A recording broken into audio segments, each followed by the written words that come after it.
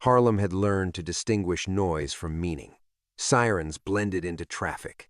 Arguments faded into sidewalks. Even gunshots at times became part of the city's background rhythm. But some sounds cut through everything.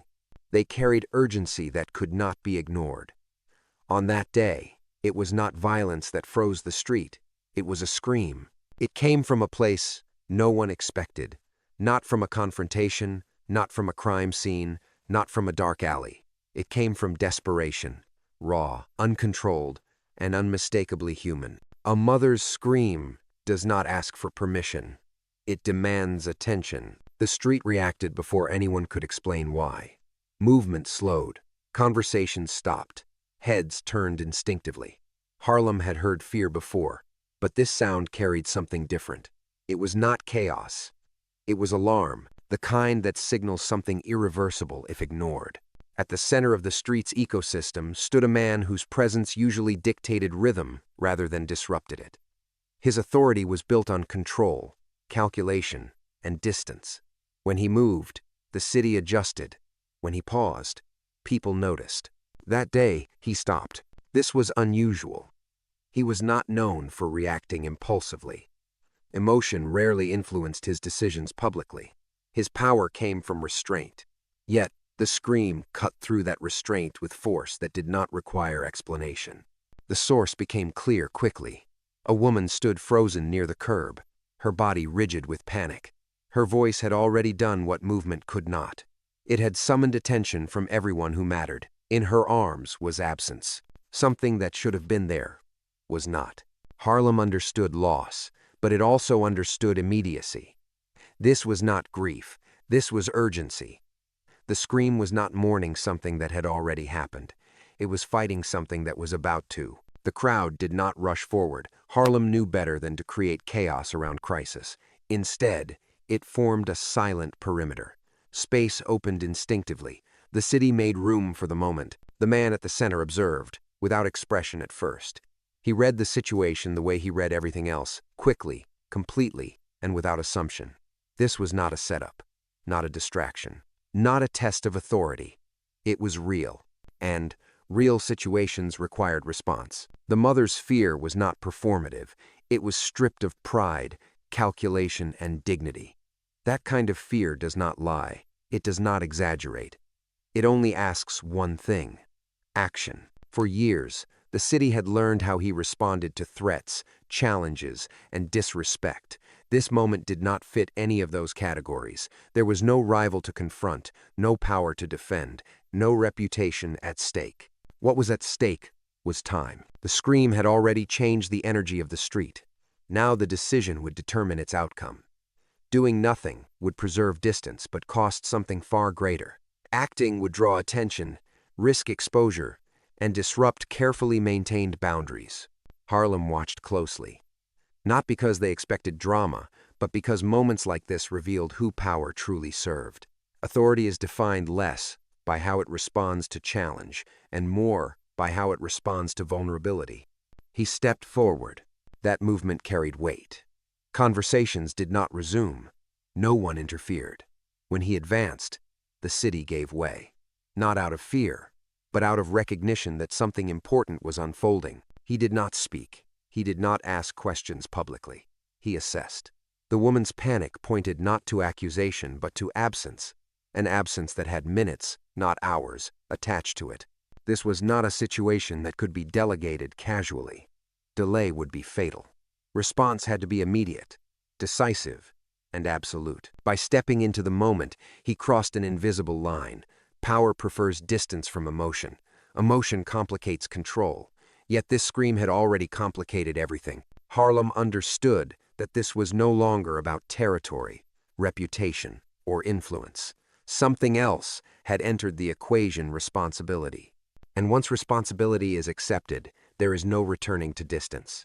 As the city waited in silence, one question hung unanswered: would power protect itself? Or would it protect a life that had no influence at all? At first glance, the situation could have been mistaken for a routine disturbance. Harlem saw crises daily. Arguments escalated. Children wandered. Panic surfaced and faded. Yet this moment resisted categorization. It refused to fit into the city's usual patterns. What made it different was not the scream itself, but how it landed. It did not disperse into noise, it concentrated attention. People recognized instinctively that this was not a problem to observe, it was one to resolve. The absence the mother felt was specific. This was not confusion, it was certainty. Something had gone wrong, and time was already running out. The urgency carried no ambiguity. Power structures usually avoid moments like this. They invite exposure. They demand action without guarantee of outcome. Failure becomes visible. Success rarely brings reward. From a strategic standpoint, intervention carries more risk than benefit. Yet the man at the center did not calculate this moment the way he calculated disputes or negotiations. This was not about leverage, it was about consequence. Harlem's power was built on systems networks that moved money, resolved conflict, and maintained order. Those systems existed to manage chaos, not ignore it. When a system refuses to respond to human urgency, it exposes its own emptiness. This realization reshaped the moment. The scream was no longer just a call for help. It was a test, not of dominance, but of purpose. People often misunderstand how authority functions at street level. It is not enforced solely through fear. It survives through predictability and protection. Communities tolerate power when it provides structure. They reject it when it abandons responsibility. The situation demanded immediate organization. Panic had to be contained. Information had to be gathered. Space had to be controlled. These were tasks he understood intimately. The difference was motive. Instead of enforcing boundaries, he was about to cross them. Harlem's attention shifted from the mother to him, not out of expectation, but curiosity. Would he step back once the moment passed, or would he commit fully, accepting whatever consequences followed? What made this moment dangerous was its unpredictability. The absence could lead anywhere. The city was vast. Time was short. Every delay reduced the chance of recovery. This was no longer about compassion alone. It was about capacity. Few people had the reach to act immediately. Fewer still could mobilize without bureaucracy slowing response. He possessed that reach. That reach had always been used to protect influence. Now it faced a different application, protecting someone who offered nothing in return. Harlem recognized the rarity of this choice. Power rarely interrupts itself. When it does, it reveals something essential. As the situation unfolded, one thing became clear. This was not a random interruption of order. It was a moment where order would be defined. The city waited to see which version of authority would emerge. As time slipped further away, the next decision would determine whether this scream became a tragedy or the beginning of something Harlem would never forget. The moment responsibility was accepted, everything else became secondary. Streets that usually moved on instinct now shifted with purpose. Not loudly, not publicly. Quiet coordination replaced reaction. Harlem had learned that urgency did not require chaos, it required direction. The decision to act carried immediate risk. Movement attracts attention. Attention invites interpretation. And interpretation, in a city layered with suspicion, spreads faster than truth. Yet time did not allow caution to delay response. The absence had narrowed into a window measured in minutes. What followed was not a spectacle. It was efficiency. Information moved through channels that did not rely on phones or announcements. Eyes scanned familiar corners. Routines were interrupted without explanation. People who understood the city's pulse adjusted instinctively, sensing that something more important than business was underway. This was not a citywide alarm. It was a targeted search. Harlem knew how to look without revealing it was looking. The streets held memory. Children moved in patterns. Vendors recognized deviations. Doorways remembered who belonged and who did not. The city itself became a map, and that map began narrowing. What made the search dangerous was not resistance, it was exposure. A visible response would invite questions. Questions would slow momentum. Momentum was the only advantage time allowed. The mother remained where she was, not because she was powerless, but because movement would fracture focus. Her presence anchored the search. Everyone involved understood what failure would mean. even if no one said it aloud. As the city adjusted, risk accumulated quietly. This kind of intervention blurred lines. Power prefers invisibility. Intervention invites memory. Memory reshapes reputation. Yet the choice had already been made. The search would continue until outcome replaced uncertainty. The absence had direction now. Witnessed moments, familiar paths, places children drifted toward when frightened. Each piece of information sharpened the search, reducing chaos and increasing precision. The city did not panic. Panic wastes energy. It focused. What made this effort unprecedented was its motive. This was not enforcement, not retaliation, not influence management. It was protection without expectation of return. Harlem had rarely seen power move like this. As minutes passed, the weight of the decision grew heavier. The longer the search continued, the more visible it became to those watching from the edges. Visibility threatened to transform urgency into complication. The question was no longer whether action should have been taken. It was whether the city could complete the search before consequence arrived. Every step forward reduced time. Every pause increased risk. The balance between speed and discretion narrowed. This was no longer a simple search. It was a race against exposure. As the city closed in on a fragile lead, the cost of visibility rose sharply, forcing a choice between secrecy and saving a life. The closer the search moved toward resolution, the greater the danger became not from resistance, but from recognition. Recognition changes behavior. It attracts attention. Attention disrupts outcomes. At this stage, restraint alone was no longer sufficient. The situation demanded decisive presence, the kind that cannot remain fully hidden, the kind that risks consequence. Harlem understood the shift instantly. This was the point where silence could no longer carry the entire burden. The window for subtlety had narrowed. Action now required proximity. This was the moment power usually avoided. Intervention at this level exposes authority to scrutiny. It invites interpretation that cannot be controlled once seen. If the outcome failed, failure would be remembered. If it succeeded, success would still draw unwanted attention. Yet hesitation would be worse. Hesitation transforms urgency into regret. The decision to move forward openly was not made lightly. It meant stepping into view. It meant accepting that protection would now carry witnesses. Witnesses remember. The city adjusted again, not with fear, but with awareness. This was no longer a quiet operation. It was a moment unfolding in real time. Risk escalated rapidly. Every second increased the chance of interference, of misunderstanding, of escalation beyond control. What made the risk tolerable was clarity of purpose. There was no confusion about what was being protected, no ambiguity about motive. This clarity narrowed focus and reduced hesitation. Power often protects itself by staying distant from vulnerability. This moment inverted that instinct. Vulnerability had become the priority. As the search converged, tension intensified. The possibility of resolution appeared alongside the possibility of irreversible consequence. Both were equally real. This was no longer about reputation. It was about outcome. Harlem watched without interference. Not because it was ordered to, but because instinct recognized significance. When authority acts without self-interest, it creates space. The city had seen many interventions driven by calculation. This one felt different. It carried weight without performance. The risk was now fully accepted. There was no retreat without consequence, no reversal without failure. Everything hinged on timing. The streets held their breath not in fear, but in anticipation of finality. This moment would either justify the interruption or condemn it.